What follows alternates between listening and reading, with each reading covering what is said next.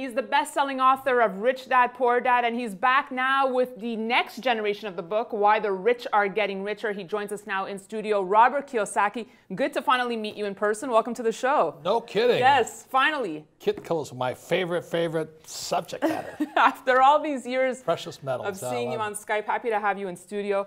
You're back with really the next generation of Rich Dad, Poor Dad. Why now? Why this book is so important to read right now, Robert? Well, Rich Dad, Poor Dad's elementary school sold 41 million copies, and people kind of turned the lights on, you know. But this is the graduate school version, and this is about what really is financial education. As I always say, you know, what the school teach you about money, the answer is nothing. And you wonder why the rich are getting richer, right, and this gap is growing. So this book, I recommend reading that book first, right, Rich Dad, Poor, then Why the Rich Are Getting Richer. And then you'll understand some of the depth that the study we have to do to get ahead. And it always comes back, you always harp on education, educating yourself though, correct? Yes, yes. Well, choose your teachers wisely. You know, if you want to be rich, you need different education than the middle class and the poor. If you want to be middle class, generally it's you buy a house, you save money, you get out of debt, and you invest for the long term in the stock market, IRA or 401k. But the rich, I use crashes. I can't wait for a crash. I love crashes. And number two, I use debt. So while the other guys are saying get out of debt, live debt free, I'm borrowing my butt off. So when interest rates kept dropping, I thought I died and went to heaven. You know, I just kept borrowing more money and buying more. But not a crashing gold price, Robert. No, I buy crashing gold prices all the time. So let's talk gold now. Well, the third thing is taxes. You see, so it's crashes, debt, and taxes are why the rich are getting richer. Like Trump and I, you don't think we borrow money and we don't pay tax. You know how far ahead that gets us? Well, it's definitely has gotten very far ahead, Robert. So let's look at gold now. Last time you were on, it's been about 2 years. And you were telling me how gold for you is real money. Yes.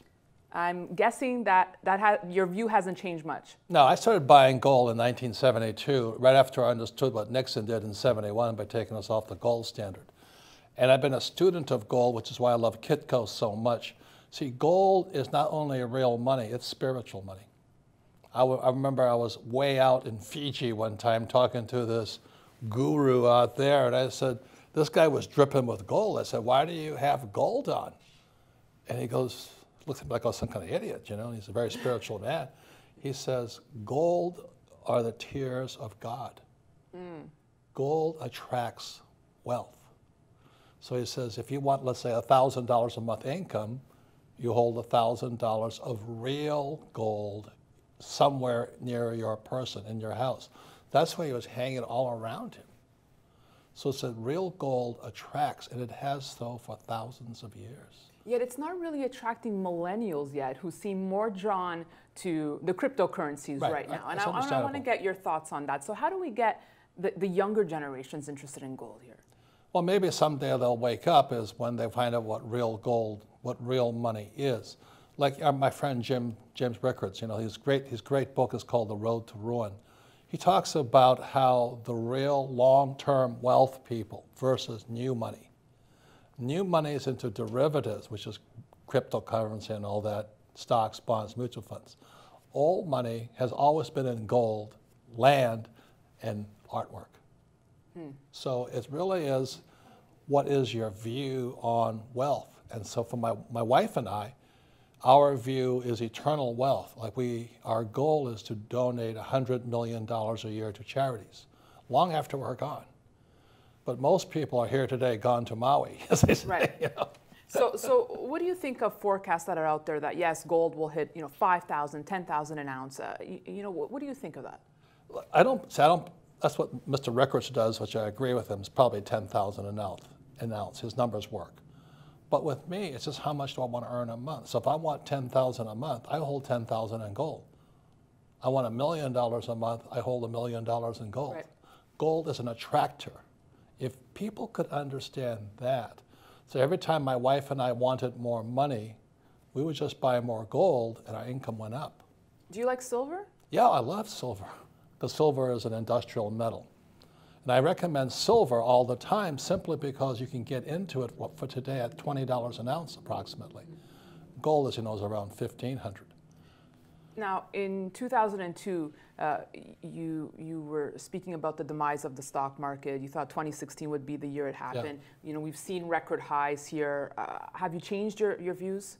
No, it's only a matter of time now. It's at all-time highs. I recommend anybody who has questions on the stock market to read Rickard's book, you know, The Road to Ruin. It's one of the best books I've ever, the most comprehensive book I've ever read. We cannot sustain this printing money. We cannot keep, you know, that'd be like writing you a check to pay your bills. After a while, you go, I'm not going to take it anymore. Jim's going to appreciate you coming on, because you have a new book coming out, but you keep talking about his book. But I love Jim Rickards. Yeah, but we urge everyone to get a copy of Why the Rich Are Getting Richer. Robert Kiyosaki, thank you so much for stopping by. It was a pleasure having you on. Nice meeting you finally. Hope to see you soon. Thank you. And thanks for watching this edition of Kitco's Gold Report. We'll be back tomorrow.